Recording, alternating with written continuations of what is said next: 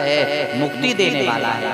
पंचम वेद है, वेदों का सार है, पुराणों का सार है, 6 शास्त्रों का सार है। भागवत जो कथा है वो क्या है? सभी जो पुराण हैं वो तो पुराण हैं, लेकिन भागवत जो है ये पुराण नहीं है, ये क्या है? पुराणों से भी जो श्रेष्ठ है, इसका नाम श्रीमद् भागवत महापुराण है।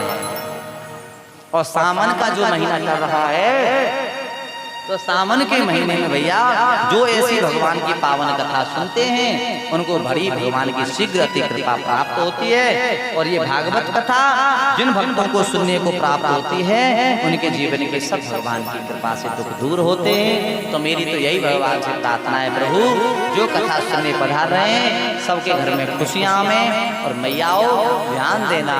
मैं कल भी एक बात बताई थी, आज भी तुम्हें बता रहा हूँ। सोमवार के दिन जो जल अभिषेक करने जाते हो, जल अभिषेक से भी बहुत फायदे हैं। मैंने कल भी शायद बताया, शंकर भगवान को जो 3 बेलपत्री लेके जाते हो, वो 3 ही बेलपत्री क्यों चढ़ती हैं वो बता रहा हूँ। क्योंकि भगवान शंकर के 3 नेत्र हैं, तो पहला नेत्र, दूसरा और तीसरा नेत्र, 3 नेत्र हैं, इसलिए भगवान को 3 बेलपत्रियों के पत्ते ही चढ़ाए जाते हैं।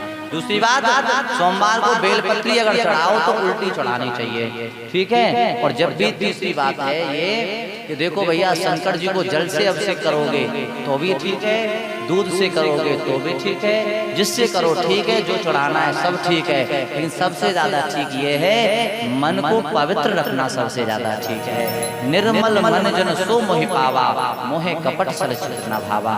भगवान कहते हैं मन निर्मल होगा तो फिर कुछ भी मत दीजिए, तब भी तुम्हें दर्शन दूंगा, कृपा कर दूंगा। और मन में निर्मलता नहीं है और 56 भोग लगाने में चले जाओ तो भगवान को वो भी भोग आपका अच्छा प्रेम से स्वीकार नहीं है।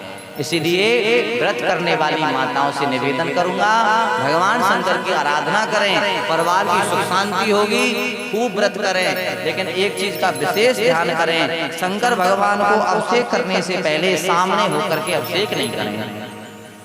जहाँ से पानी गिरता है, जैसे शंकर जी का ये बना है और वहां से पानी जैसे गिरता है नीचे, नीचे जैसे आता है पानी, उसके सामने बिल्कुल खड़े ना बैठे। शंकर जी का जो सामने बैठ करके अभिषेक करता है वो अभिषेक का फल पूरा शमशान को चला जाता है, जिसको भूत प्रेत आत्माओं को समर्पित होती है वो सेवा। शंकर का अभिषेक पूजा करने के लिए थोड़ा उस जगह से साइड में बैठना चाहिए, ठीक है, याद रखना है। दूसरी बात है, शंकर जी की जो परिक्रमा देनी हो तो वो कितनी तरह परिक्रमा देनी चाहिए? आधी परिक्रमा शंकर जी की देनी चाहिए। और शंकर जी को कभी भी पूरी परिक्रमा देने का भी आप विचार ना करें, क्योंकि जो शंकर भगवान हैं वो आधी परिक्रमा से ही प्रसन्न होते हैं, ये बात आप समझ लीजिए।